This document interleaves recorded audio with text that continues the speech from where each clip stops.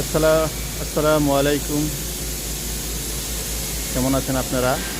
আজকে আপনাদের দেখাবো দক্ষিণ কোরিয়ার প্রবাসীদের কাজ। আমরা দক্ষিণ কোরিয়াতে এসেছি ম্যানুফ্যাকচারিংয়ে। আমরা দক্ষিণ কোরিয়াতে এরকম কোম্পানিতে কাজ করে থাকি।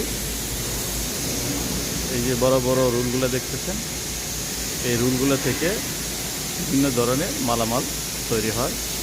বিশাল বড় কোম্পানি। এই রুলগুলা আবার এই যে ক্রেন দিয়ে, বড় বড় ক্রেন, এটা হচ্ছে 10 টনের ক্রেন। এই ক্রেন দিয়ে এখানে উঠানো হয়।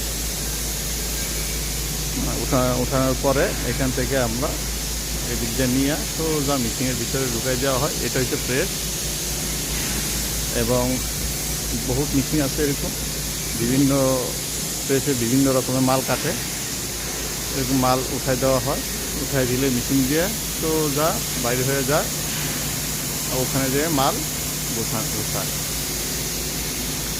আমরা দক্ষিণ কোরিয়াতে এরকম কাজ করে থাকি।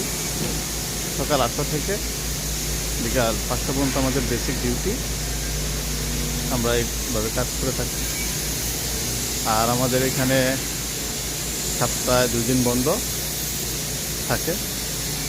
এখানে বিভিন্ন দেশের লোকেরা এসে কাজ করে, অনেক টুরিস্ট ভিসা এসে কাজ করে, আর অনেকে ভিসা নিয়ে এসে কাজ করে দক্ষিণ কোরিয়াতে।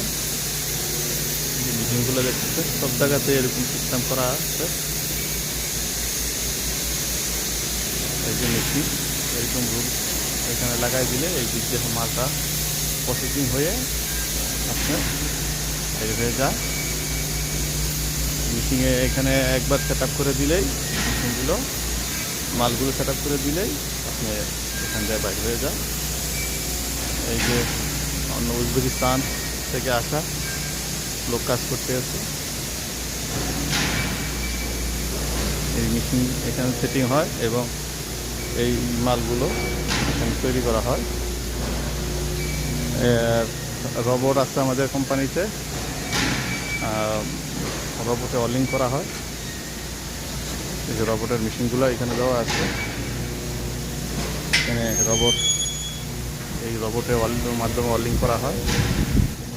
এটা হচ্ছে তামা দিয়ে রোবটের মাধ্যমে ওয়েল্ডিং করা হয়।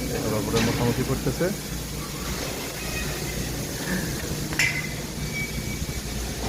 বিশাল বড় কোম্পানি আমাদের।